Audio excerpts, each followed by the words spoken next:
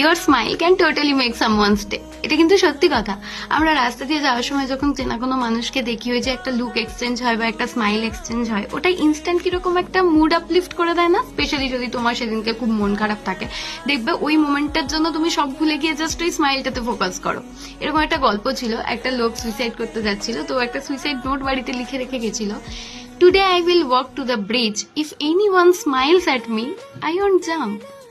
মানে সে হয়তো অনেক কিছু দিয়ে গো থ্রু করেছে বা বাড়িতে প্রচুর ঝামেলা টামেলা হয়েছে, মন খুবই খারাপ, তার মনে হয় যে তার সাথে কেউ ভালো ব্যবহার করে না, তো জাস্ট একটা স্মাইল তার দরকার তার বেঁচে থাকার মোটিভেশনের জন্য। সেও বাঁচতে চায়, আমরা সবাই বাঁচতে চাই, ভালো থাকতে চাই, তো তার মনে হয় যে কেউ একটা ওকে দেখে হেসে দিলেই ওই ভ্যালিডেশনটা পেয়ে যাবে আর ও আর সুইসাইড করবে না, ও বেঁচে যাবে।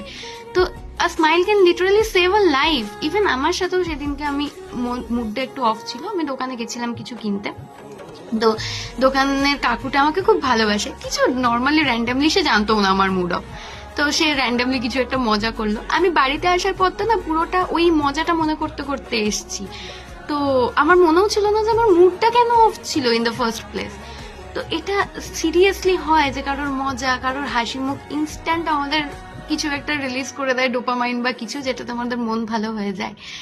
আর অন্য কারোর মন ভালো করলে তো আমাদের নিজেদেরও ভালো লাগে, তো পজিটিভিটি এক্সচেঞ্জ করলে বাড়ে। তো try to always keep a smile face. Tata.